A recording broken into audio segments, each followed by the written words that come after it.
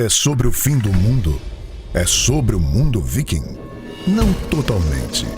São conflitos, decisões, tragédias e resultados que têm habilitado o nosso mundo do penal e processo penal. E quem conta?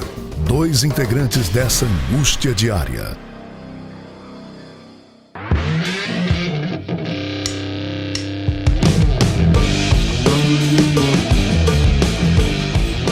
Olá pessoal, aqui é o André Guache e esse é o seu podcast Processo Penal Ragnarok, o processo penal do fim dos tempos.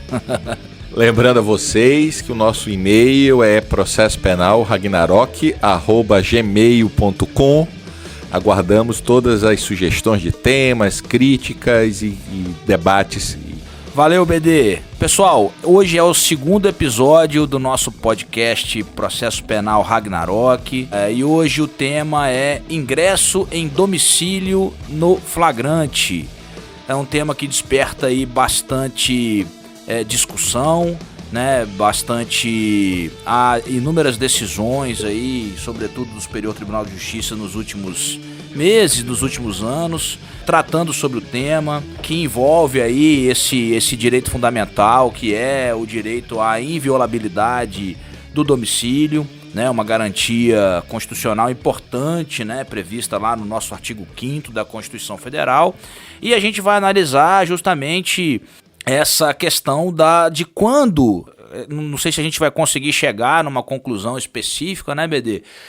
De quando que é possível ingressar no domicílio de uma pessoa que está sendo presa em flagrante. Por quê? Porque nós sabemos que a Constituição Federal, ela traz lá no seu artigo 5º, quando trata da proteção do domicílio, e menciona que o asilo da casa ele é inviolável, mas ele traz uma exceção para quando você ingressa no domicílio da pessoa, e traz algumas exceções, e justamente uma dessas exceções é a situação de flagrância. E as discussões que nós temos hoje justamente é o que significaria o estado de flagrância, essa fundada suspeita para que possa permitir, sem ordem judicial, evidentemente que nós estamos falando aqui do ingresso em domicílio com prévia ordem judicial, quando que seria legal essas condutas aqui de ingresso em domicílio durante ali a prisão em flagrante. A busca e apreensão domiciliar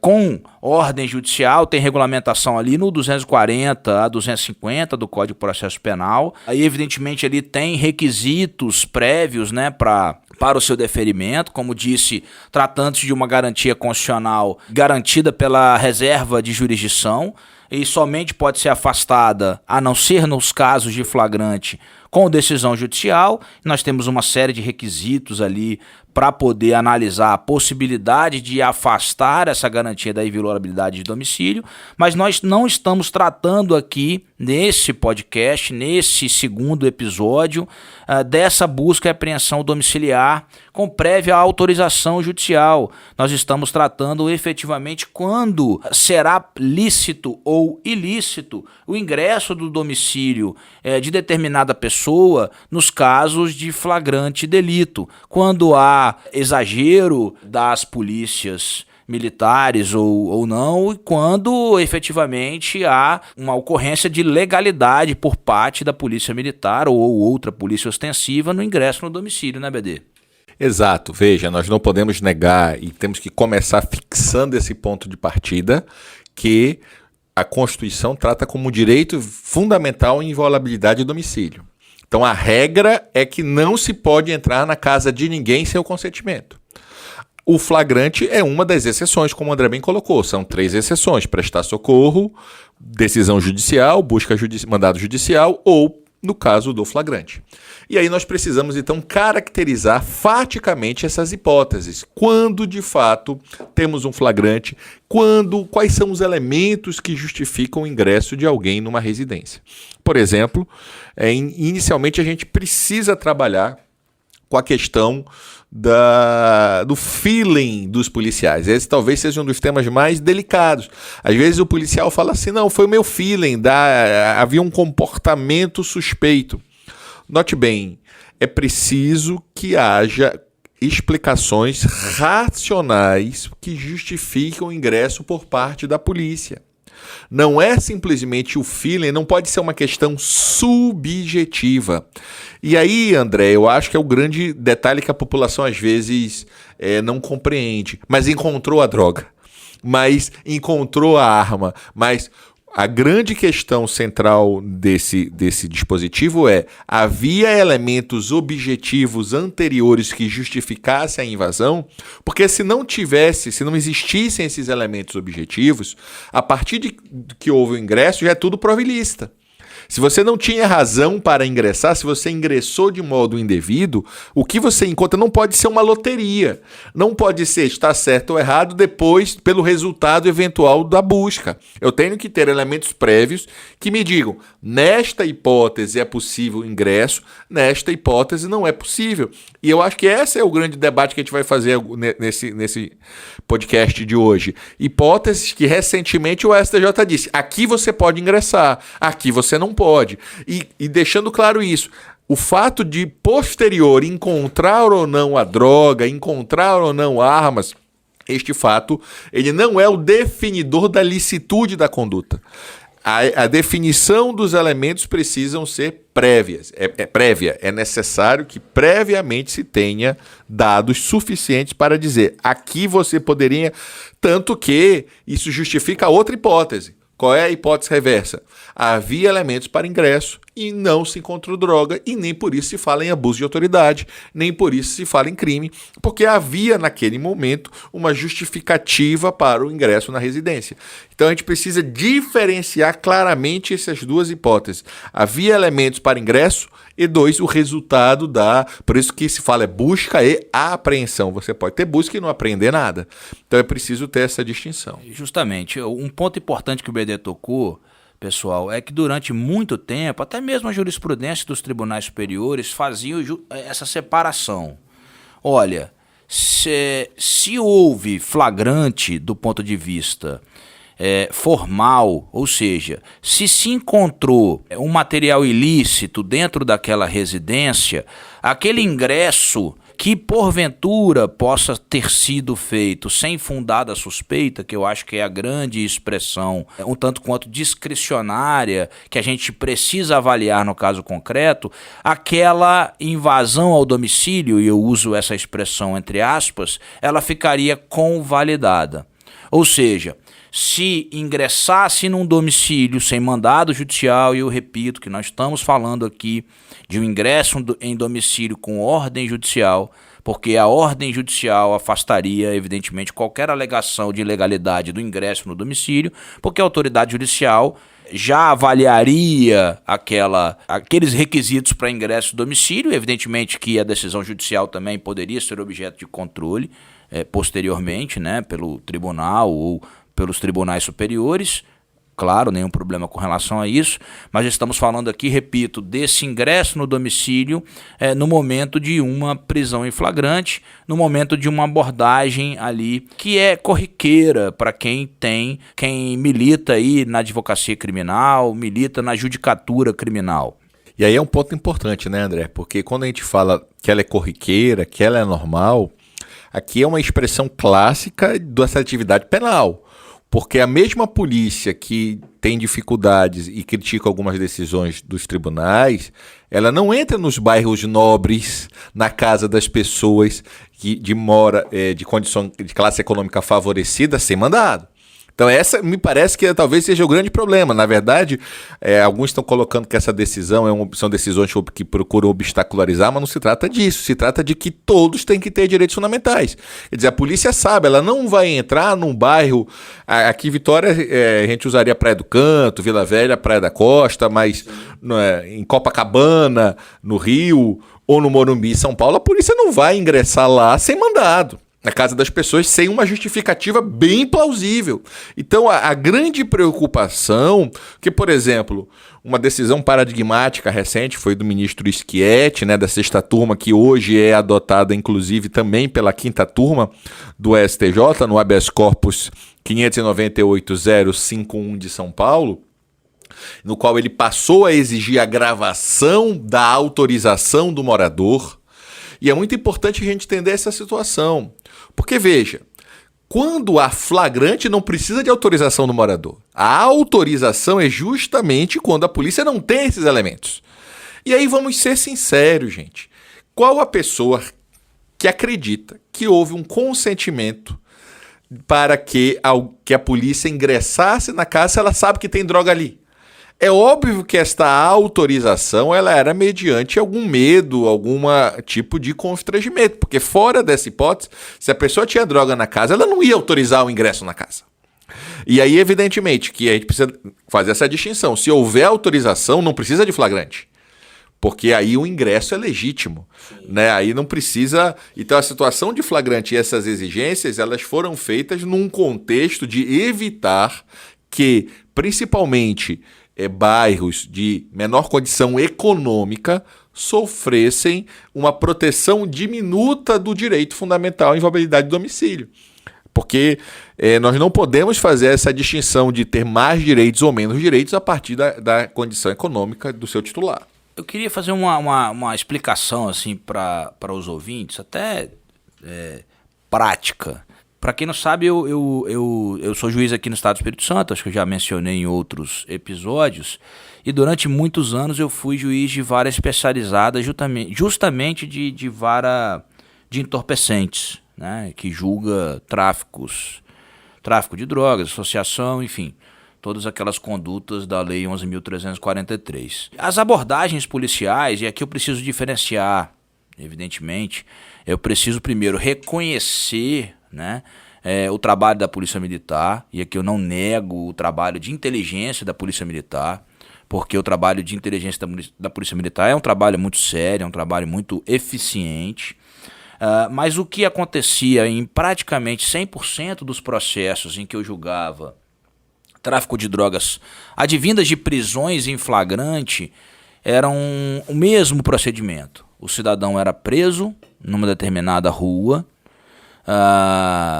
Ao ser preso, ele era convidado a ir na casa dele pelos policiais militares, e lá ou ele morava sozinho, ou ele estava com uma mãe, um pai, e essa pessoa costumeiramente assinava uma autorização de ingresso de domicílio.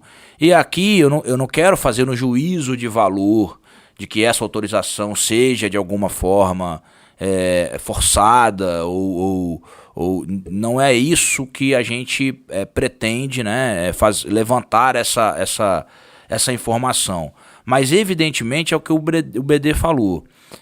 Isso não acontece nos bairros de poder aquisitivo mais alto. Uma pessoa moradora de um bairro nobre que é abordado, ainda que seja com uma porção de droga, dificilmente vai ser levado na sua residência no bairro da Mata da Praia do Canto, ou da Praia da Costa, para quem é aqui de Vitória e Vila Velha conhece bem esses bairros, que são bairros considerados de classe média alta, e vai ter o seu domicílio violado, a não ser que queira, que de fato, né, franqueie a entrada no domicílio para que se faça essa busca e apreensão. Por outro lado, é muito comum que moradores de bairros mais humildes sofram, entre aspas, digamos, essa violação. E repito, eu não estou dizendo aqui que há um crime de abuso de autoridade cometido pela Polícia Militar. Mas quando a gente fala da decisão do ministro Schietti como sendo ela um divisor de águas da proteção dos direitos fundamentais, sobretudo das pessoas moradoras dos bairros mais humildes, é disso que nós estamos falando, a gente não pode fugir dessa informação. Quem se preocupa com o registro dos atos, aí sim se preocupa porque está fazendo alguma coisa errada.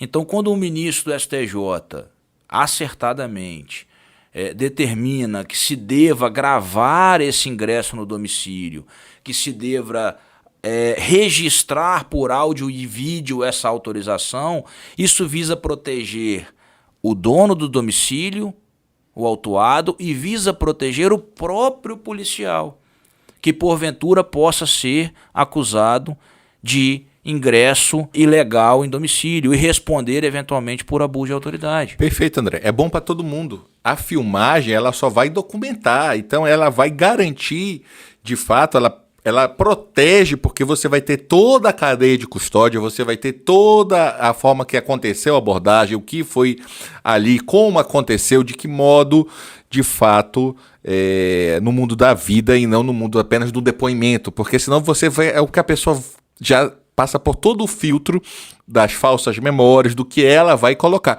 Quando você tem a filmagem, aquilo ali, de algum modo, traz mais transparência também na atuação policial. E eu concordo com você. As pessoas acham também, já falam tudo que é abuso de autoridade. Abuso de autoridade tem dolo, gente. O policial ali, por mais que ele esteja equivocado, na maior parte das vezes, ele não está com a intenção de incriminar uma pessoa, não está com a intenção de se... Então é esse cuidado que a gente tem que ter. É por isso que eu iniciei aqui a minha fala falando do respeito que eu tenho à inteligência da Polícia Militar. Por quê? Porque o trabalho que a Polícia Militar, a P2, faz normalmente de inteligência é um trabalho muito sério. Eles mapeiam de fato os locais onde há uma maior incidência de criminalidade. Eles normalmente... E aí a gente precisa também reconhecer que cidades menores, a cidade onde eu era juiz da vara de entorpecentes é uma cidade de médio, pequeno porte, né? A nível de Brasil até pequena. Os policiais militares acabam conhecendo as pessoas que têm um certo envolvimento com o tráfico de drogas, porque são corriqueiras as abordagens. Isso a gente não pode ignorar como sendo...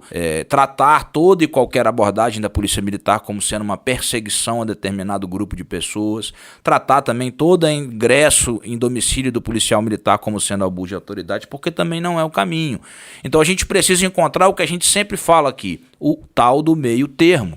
E aí, André... porque há situações em que é possível que se filme, porque isso é necessário. Há situações em que você até precise aguardar uma autorização judicial, porque é mais recomendável, porque o ingresso em domicílio aí sim vai ser de uma garantia melhor, mas há situações que o momento da abordagem impedem esse tipo de procedimento. E ainda assim o policial estaria correto. Outras, não. E aí, André, que essa cautela é necessária, que o ministro Schietti cita, inclusive, Roxin cita o modelo alemão e coloca na sua conclusão expressamente que apenas será permitido o ingresso em situações de flagrante quando caracterizada a urgência em que o atraso decorrente da obtenção de mandado judicial se possa objetiva e concretamente inferir que a prova do crime será destruída ou ocultada. Ou seja, a regra nessas hipóteses da inteligência e da polícia hoje, a partir dessa decisão paradigmática do STJ, se está mapeado, se tem condições, peça ao juiz. Você só deve entrar e utilizar a exceção do flagrante quando você estiver diante de uma situação urgente que tenha elementos que façam com que esta prova fosse destruída ou fosse ocultada. A regra, se for possível, e é assim o modelo alemão. Na Alemanha funciona desse modo, porque a regra é a proteção ao domicílio. Então, se não há urgência, se não há esta cautelaridade, essa característica, pode-se pedir ao juiz. Eu sei, alguns autores até debatem isso, mas o que o juiz vai ter de elementos a mais do que o policial? Na prática, os dois vão decidir com a mesma base fática. De fato, essa é uma crítica, porém nós não podemos esquecer que o juiz vai ter toda a tranquilidade do gabinete de não analisar ali apenas com base, às vezes, numa situação de momento e verificar se aqueles elementos, sim. O André falou assim, há uma palavra mágica, fundada suspeita, justa causa, causa provável, há vários sinônimos, várias tentativas de definir o que significa, qual é o conteúdo disso. Nós vamos depois trazer casos que o STJ autorizou e casos que o STJ negou essa fundada suspeita, mas a grande preocupação nesse momento é dizer o seguinte, só pode ingressar se tiver caracterizada essa urgência. Se não tiver esta urgência, peça para o juiz. Isso porque a polícia precisa compreender nesse caso que quando há decisões já, e essas decisões hoje são unânimes no Superior Tribunal de Justiça, é uma perda de tempo em insistir em atuar contrariamente a ela, porque no futuro vai ser tudo anulado. Então você precisa, de fato, goste ou não goste, concorde ou não concorde, respeitar. É até um tema de futuro podcast, essa discussão sobre os precedentes, mas nós precisamos ter esta cultura. Você pode debater, mas precisa que todos os operadores do direito respeitem os precedentes. E o STJ está sinalizando claramente numa mudança de postura da polícia. Não é uma mudança, volto a falar, você comprovou a urgência, você conseguiu explicar, pode ingressar.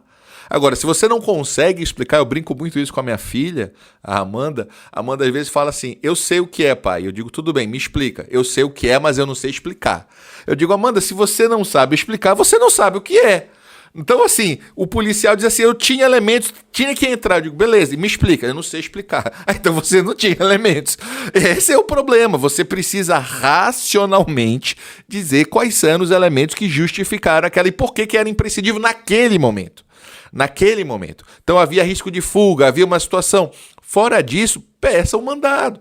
Essa mudança de postura por parte das polícias é que é fundamental. E dos juízes também, porque é a posição hoje consolidada nas duas turmas do Superior Tribunal de Justiça. Hoje em dia a posição jurisprudencial que outrora foi consolidada, e a gente está falando de tráfico de drogas aqui, mas não só tráfico de drogas, mas porte ilegal de arma de fogo, posse ilegal de arma de fogo, de que por se tratar de crime permanente e que por se tratar de flagrância, ele se protrai no tempo, ele não é mais suficiente, segundo a posição que vem sendo adotada, né, especialmente pelo Superior Tribunal de Justiça, ela não é mais suficiente para dar guarida, dar legalidade ao ingresso do domicílio pelo policial. Agora eu tenho também uma certa preocupação, BD, com algumas decisões do Superior Tribunal de Justiça e assim com um absoluto respeito em se decidir esses casos, e não é comum que se decida casos específicos desses em recursos repetitivos. Por quê? Porque são situações que devam ser decididas de fato de forma casuística. Porque você não pode afirmar também de uma forma fechada, cerrada, que uma determinada situação, que para uma ocasião ela se tornou um ingresso ilegal no domicílio e que, consequentemente, para todas as outras situações, ela se tornaria também ilegal. Eu daria um exemplo aqui da denúncia anônima, para a gente entrar especificamente aqui numa das situações em que o próprio STJ reconhece como sendo ilícita a invasão de uma casa que seja motivada por uma denúncia anônima. Eu concordo que, na regra geral, o Superior Tribunal de Justiça esteja absolutamente correto. Porque se a Polícia Militar recebe uma denúncia anônima de que existe o cometimento de um crime em uma determinada residência, a regra é que ele solicite, apure, evidentemente, porque uma denúncia apócrifa não pode ensejar de imediato no assodamento o início de uma investigação, mas que se requeira um mandado de busca e apreensão. Mas até mesmo o Superior Tribunal de Justiça, em outras oportunidades, já se decidiu que a denúncia anônima pode exigir, pode permitir a realização de diligências prévias, até mesmo para identificar a possibilidade de se ter elementos para se instaurar uma investigação.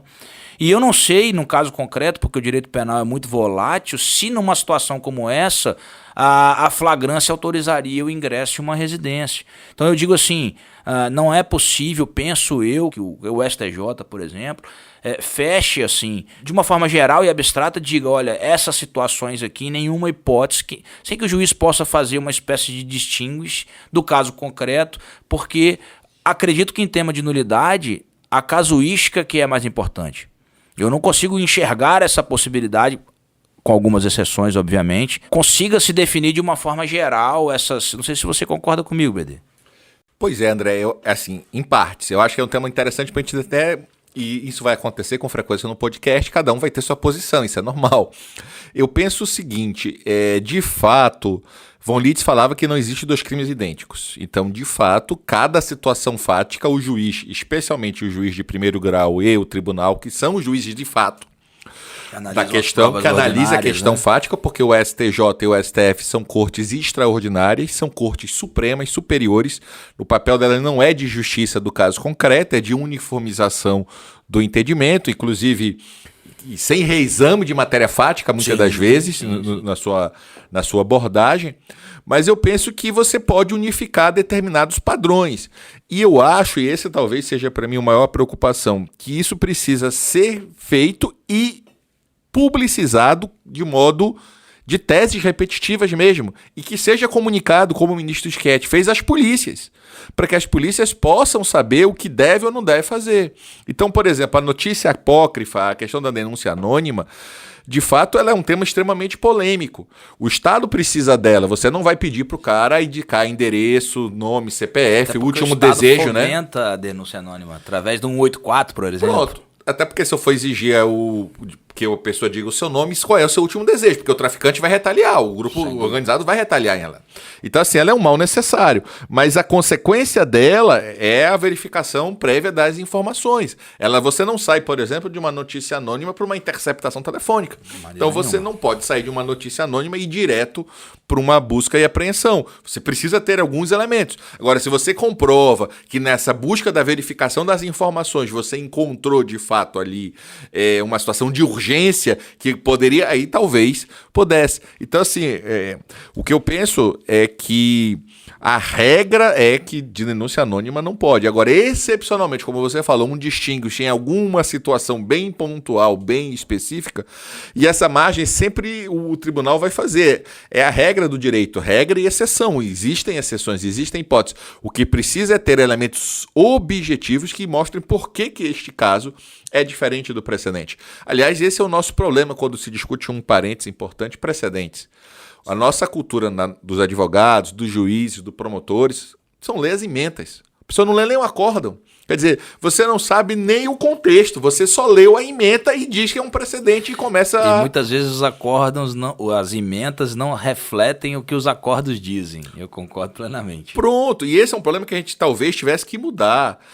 Se nós fomos e pretendemos adotar um sistema hoje híbrido, pegar algo positivo do common law, trazer esse modelo de precedentes, talvez a gente tenha que fazer como é a Suprema Corte Americana, que a decisão é percúria, que sai um único voto, porque você depois não consegue, quando tem vários votos, especialmente com todo respeito ao Supremo, você não consegue saber qual foi a razão de decidir, o que é obter dicta, o que prevaleceu, porque cada ministro escreve 50 páginas, 90 páginas, e você depois não consegue ter racionalidade para vincular o precedente. Então, sair uma decisão única com os votos vencidos, sempre é importante, mesmo no modelo americano, há o direito do voto vencido ser publicado. Então, você separa o voto vencido, mas faz uma decisão única da corte. Isso é muito mais racional. Então, a gente, como eu falei, aquilo do episódio passado do Cherry Pickens, a gente pega pela metade, vamos trabalhar com precedentes, mas não é percúria, não sai um voto único da corte. Cada ministro traz seu voto com uma quantidade de argumentos que às vezes não dialogam entre si. E todo mundo que trabalhe depois para identificar... E quando você quer convencer o julgador, você vai lá no voto vencido e cita justamente o que o voto vencido falou. BD, eu vou passar para você aqui algumas situações que o Superior Tribunal de Justiça tratou nos últimos casos aqui. Eu vou começar com um já polêmico aqui. Eu queria a sua opinião e a gente vai, de repente, caso a caso, falando o que você acha, e eu manifestei essa minha preocupação justamente de você tratar em repetitivo, não que eu não acredite que a melhor forma de você uniformizar a jurisprudência seja o repetitivo, muito pelo contrário, eu concordo 100% do que o BD falou no que diz respeito a uma tentativa de uniformizar a jurisprudência. Mas eu começo com uma polêmica aqui agora. O STJ decidiu que a invasão de imóvel após policiais verem manipulações de drogas é ilegal. BD.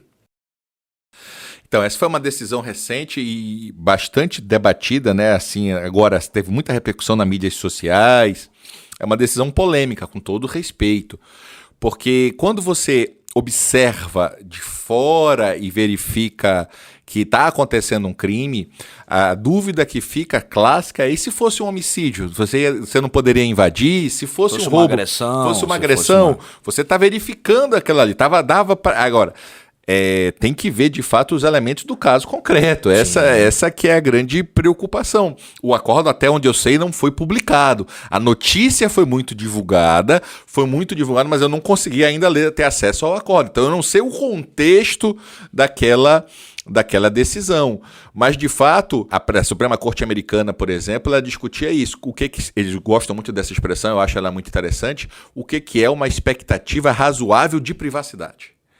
Então, assim, quem está praticando um crime com a janela aberta, ela não tem expectativa razoável de privacidade. Ela abriu mão da privacidade ao deixar a janela aberta, ao deixar visível aquela conduta. Então, você pode discutir a partir disso, e esse é um tema muito interessante, André, qual é o limite da privacidade no flagrante, né? Porque a Constituição autoriza esse ingresso. Então, assim, e será que há privacidade no momento da prática do crime? Então, assim, nós precisamos ter alguns cuidados quando se trata do tema. Então, assim, eu tenho dificuldade nesse caso, dessa decisão que causou essa repercussão toda, porque, de fato, eu não tive acesso ainda ao acórdão. Então, realmente seria melhor para a gente debater a decisão que a gente tivesse tenhamos acesso a ela inteiramente. A gente está partindo aqui de uma notícia de um canal de comunicação aqui de extrema confiança, né? E pelo menos na notícia em que cita alguns trechos do voto, e por isso que eu fiz a provocação no que diz respeito à denúncia anônima, que ele fala o seguinte, que os policiais receberam uma denúncia anônima de que havia uma manipulação de drogas justamente naquele momento da casa. E quando eu falo assim, a minha preocupação com a denúncia anônima, eu repito, eu concordo 100% com o que você falou, BD. Mas como eu vivi muito aquela prática ali do crimes do tráfico de drogas, que eu vi como é que age a polícia militar, não é incomum que a polícia militar tenha informantes nos bairros, entendeu? E informantes até confiáveis. Claro, a maioria deles confiáveis, e que passam informações dos crimes que estão acontecendo no momento. Numa situação como essa, se eles estão embalando drogas num local já conhecido para o tráfico de drogas, eu considero tanto quanto difícil que os policiais consigam tempo suficiente para uma busca, para um mandado de busca e apreensão. Então, nesse caso em específico, que eu quis trazer, como que a casuística muitas vezes faz com que o juiz tenha que analisar a situação de uma forma diferente. Isso o STJ fala bem assim. E só um detalhe, André, é importante para o ouvinte. É o RESP 1.865.363. Perfeito. O número e o caso é esse RESP, que não foi publicado o acordo, mas é 1.865.363. Que foi divulgado e, como você bem colocou,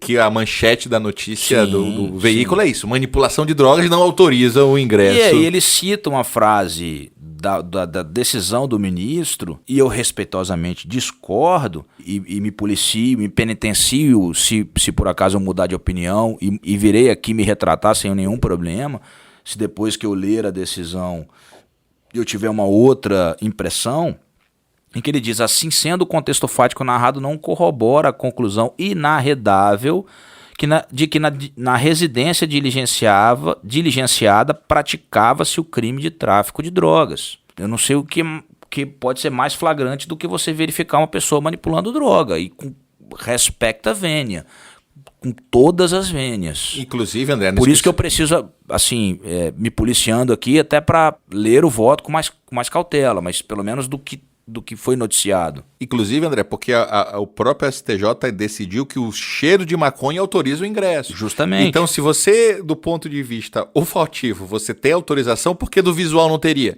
Porque Parece teoria da argumentação, né? Quem pode o mais, pode o menos. Né? Qual é a diferença, né? Quer dizer, a jurisprudência autoriza da própria sexta turma que, no caso de cheiro de maconha, se ingressa. Então, a pessoa não sentiu o cheiro, mas viu. O que justifica esse tratamento diferenciado? Então, talvez essa seja a preocupação, né? A preocupação não é criticar por criticar, a preocupação é justamente essa integridade e coerência do novo 929 do CPP, do CPC, que vincula os juízes. Exato. Que vincula os juízes criminais.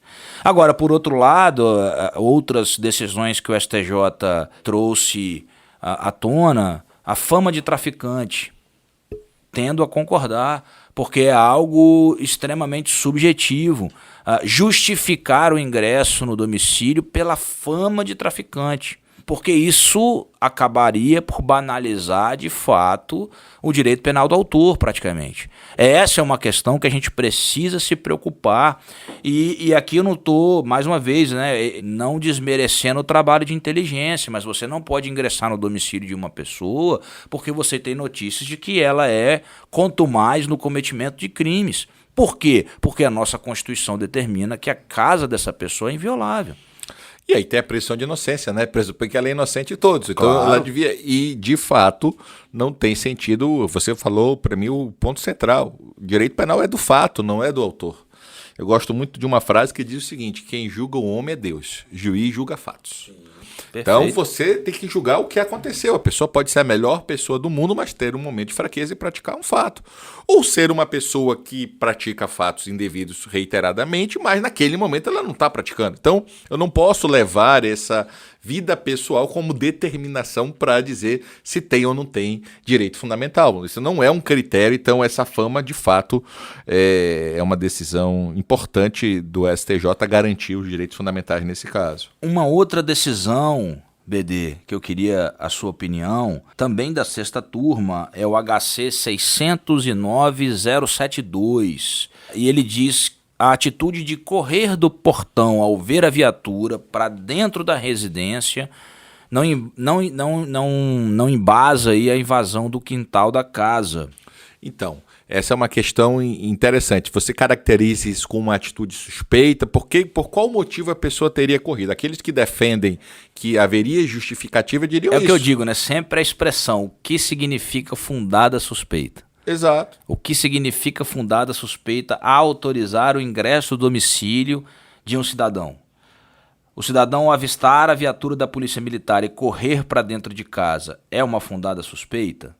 Fica no critério de discricionalidade do agente e, posteriormente, do juiz. Pois é, e isso me lembra uma frase de um autor americano que eu esqueci o nome, né? Mas que fala muito bem disso: onde começa a discricionariedade acaba o direito.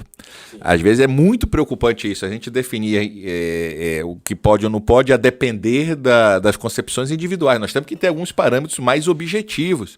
De fato é difícil, de fato às vezes talvez seja um sonho de verão, seja uma coisa impossível você conseguir ter esses critérios tão matematizados, tão objetivos.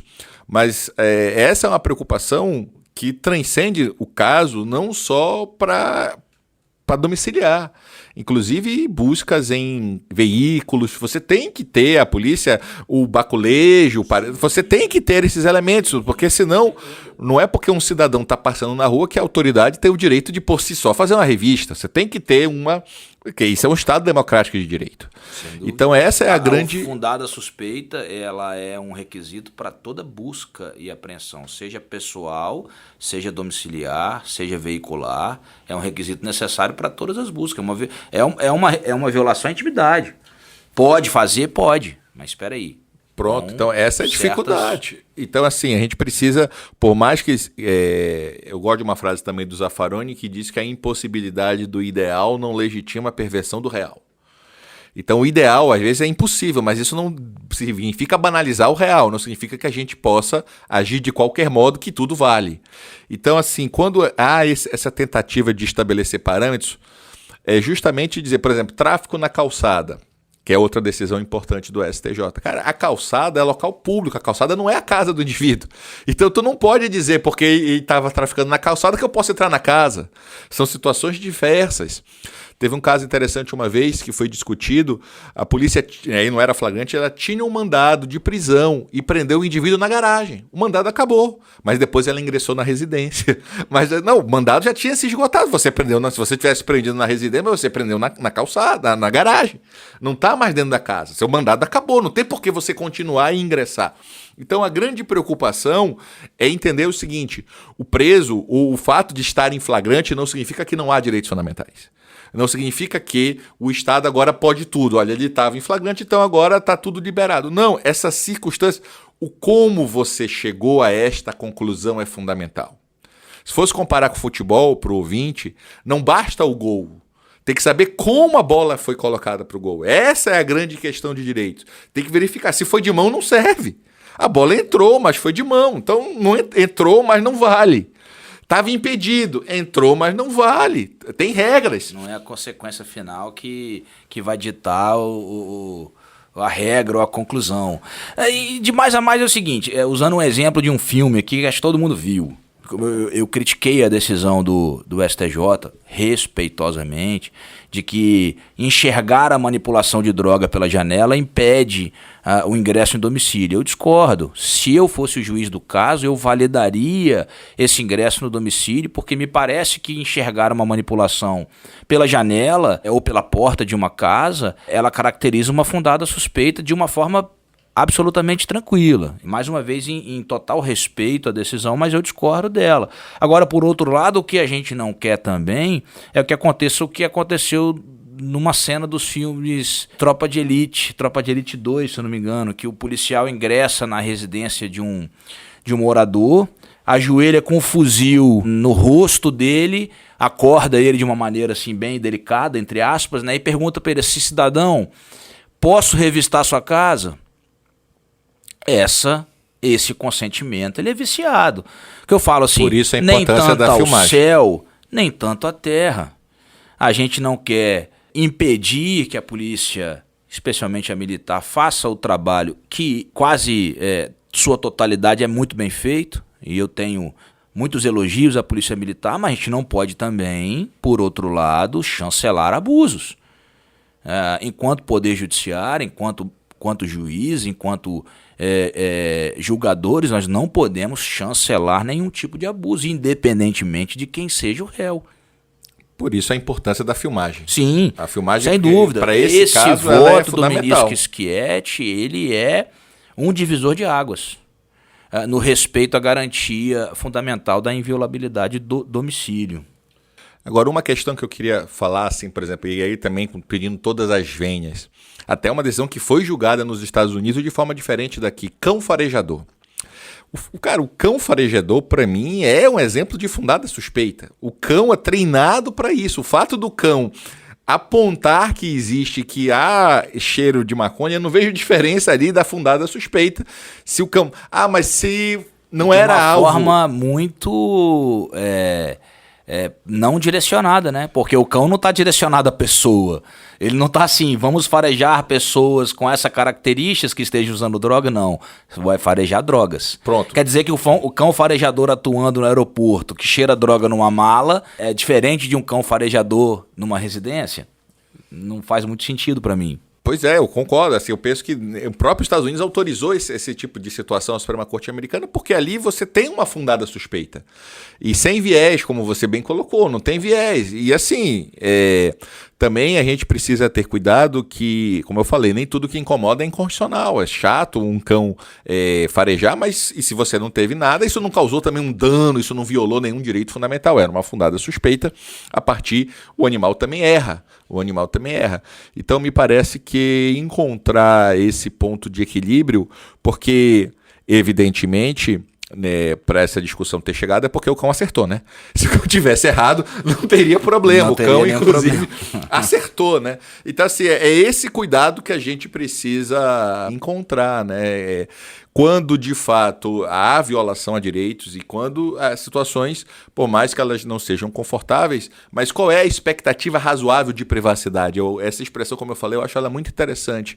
Você tem que criar uma lógica do que é razoável, que as pessoas possam, mas isso não significa blindar, impedir de qualquer modo a atuação dos agentes do Estado no interesse de toda a comunidade. A preocupação ali não é de uma revista por revista, a preocupação é, de fato, a proteção da segurança pública, que também é direito fundamental de todos. Então daí a importância de se encontrar um ponto de equilíbrio. André, eu acho que desse tema a gente pode tentar passar para o segundo bloco, né, hoje. Vamos passar para o segundo bloco, sim. Hoje nós vamos, como no primeiro episódio a gente se empolgou com o tema de sistema acusatório e a gente não conseguiu passar para o segundo bloco, a gente vai falar hoje justamente sobre um tema que foi destaque aí na imprensa nacional, BD, justamente sobre a atuação da Comissão Parlamentar de Inquérito. E algo que aconteceu e que não é, e que é relativamente corriqueiro nas nas audiências criminais aí pelo Brasil, que é justamente aquela discussão sobre a prisão em flagrante por falso testemunho. Então vamos falar um pouquinho sobre CPI, vamos falar um pouquinho sobre poderes da CPI. Evidentemente aqui que a gente não vai entrar na discussão política, né, pessoal? A discussão aqui é eminentemente jurídica. Sequer vamos citar nomes aqui, a não ser que seja absolutamente necessário para dirimir alguma dúvida jurídica do caso. Mas vamos falar nesse segundo bloco aí, que a gente encerrou esse tema interessante sobre ingresso em domicílio, e vamos falar um pouquinho sobre a Comissão Parlamentar de Inquérito. BD. Então, a gente precisa tocar aqui num ponto que me parece central e de grande dificuldade nesse caso, que é separar quem é investigado e quem é testemunha. Não dá para você ter essa função híbrida. Não dá para você, ao mesmo tempo, ser investigado ou ser testemunha. Esse cuidado, ele é central, porque a esfera de proteção do investigado é diferente da esfera de proteção da testemunha. Esse é o ponto central. E aí não importa o nome jurídico. Qualquer pergunta, gente, que possa incriminar uma pessoa, veja, texto é diferente de norma, isso é uma questão clássica em interpretação constitucional. Texto é o que está escrito. Norma é como você interpreta o que está escrito. O texto fala, o preso terá o direito de ficar, será informado de seus direitos, inclusive permanecer calado. Ninguém interpreta preso como preso. Qualquer investigado, qualquer réu tem o direito de ficar calado. E note bem, isso não traz prejuízo nenhum para o processo. O Estado precisa ter provas para além da palavra dele próprio, do próprio investigado. É como se você me dissesse, se você fala assim, ele tem a obrigação de falar, mas espera lá, você está me dizendo então que ele precisa confessar. Isso aí virou sistema inquisitivo. Isso aí sim vira uma busca antiga de conseguir de qualquer jeito um resultado. Então, você tem que ter provas para além da palavra da própria pessoa. Então, o direito ao silêncio não traz prejuízo nenhum, pelo contrário, é civilizatório, é tranquilo, não é da natureza do ser humano confessar. Tanto não é que o direito premia a confissão com atenuante. Tem uma frase, né, duro do investigador que precisa do réu para provar que ele é culpado, né? Pronto, significa que o trabalho não foi. Então, a vontade e a fala não causa nenhum prejuízo. E a testemunha, de fato, é uma das piores condições jurídicas de alguém, né? O pessoal brinca que testemunha é a pessoa que está no lugar errado na hora errada. De fato, porque ela vai desagradar alguém, é um munus público. E qual é a premissa? Não pode se recusar. Não pode se recusar. Com algumas exceções, obviamente. E a consequência é ganhar um inimigo, né? Mas ela precisa, é uma necessidade do Poder Judiciário de se fazer justiça, que testemunhas falem o que viu, ouviu, presenciou, apesar de, claro, ter todo o estudo psicológico que mostra que não é tão assim objetivo o que você vê ou ouve. De fato, há uma série de problemas de falsas memórias, de como a pergunta é feita, enfim. Daí a importância também das audiências serem gravadas, para ver também, isso é uma outra forma também importante. Então, assim, o Supremo, de muito tempo, bem antes dessa CPI, já garantia que as testemunhas têm direito ao silêncio na pergunta que possa incriminar. E mais, na verdade, o juiz tem o dever de avisar a testemunha que aquela pergunta ele não precisa responder. Essa é a grande dificuldade, né? Por quê? Porque aquela pergunta, de algum modo, pode incriminar ela. Então, ela está formalmente como testemunha, mas materialmente, para aquela pergunta, ela é ré. Ela é investigada, ela é suspeita. Então, se eu pergunto para uma pessoa que está formalmente como testemunha, como você adquiriu o seu imóvel, por exemplo? Essa não é uma pergunta de testemunha. Como a testemunha adquiriu o imóvel dela, é uma pergunta típica de que a testemunha está sendo ali colocada sob investigação. Sim. Então, esta pergunta, a testemunha tem o direito de não responder. Porque o limite do depoimento dela também é objetivo, são para os fatos, sem tecer considerações de ordem subjetiva. Então, talvez esse esclarecimento que seja importante. De fato, sem falar nome, se verificou que várias perguntas, a pessoa era rolada como testemunha, mas eram perguntas direcionadas à atuação dela, que poderiam dizer se ela atuou bem ou mal, o que na prática poderia incriminá-lo ou não. Então não importa se ela está ali formalmente com o rótulo de testemunha. Materialmente, isso é uma pergunta que incrimina alguém que, portanto, ela tem o direito de não responder. E isso não traz prejuízo à CPI nem a ninguém, porque o Estado, como a gente falou, precisa de provas para além da palavra da própria testemunha. Uma coisa curiosa da CPI, eu acho o seguinte, né? A CPI ela dá poderes aos parlamentares de autoridade judicial. mas enxergando ali a CPI, e eu assisti algumas vezes, não só essa, como outras também, você percebe que eles não têm nada de autoridade judicial, né? Um ponto que você mencionou, BD, da necessidade do juiz, e eles estão ali imbuídos do poder, né, jurisdicional, entre aspas, de advertir a testemunha de que aquela pergunta pode, de alguma forma, ali prejudicar.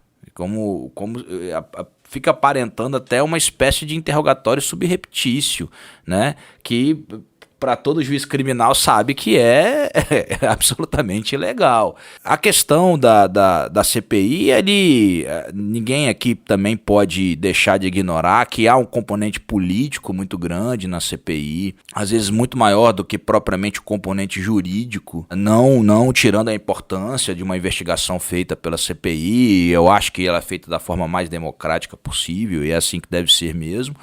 Mas, de fato, não é possível que você trate uma testemunha como se investigado fosse. Então, esse é um ponto principal dentro de uma comissão parlamentar de inquérito. Daí a dizer que é impossível que uma testemunha minta numa comissão parlamentar de inquérito, não é isso que estamos falando. É possível que uma testemunha vá lá e minta. Claro que é possível. A gente vai tratar aqui da polêmica da prisão em flagrante ou não da testemunha no falso testemunho, porque isso é uma polêmica de direito processual. Isso é uma polêmica de consumação ou não do crime de falso testemunho, em razão da possibilidade de retratação, em razão do momento consumativo do crime de falso testemunho.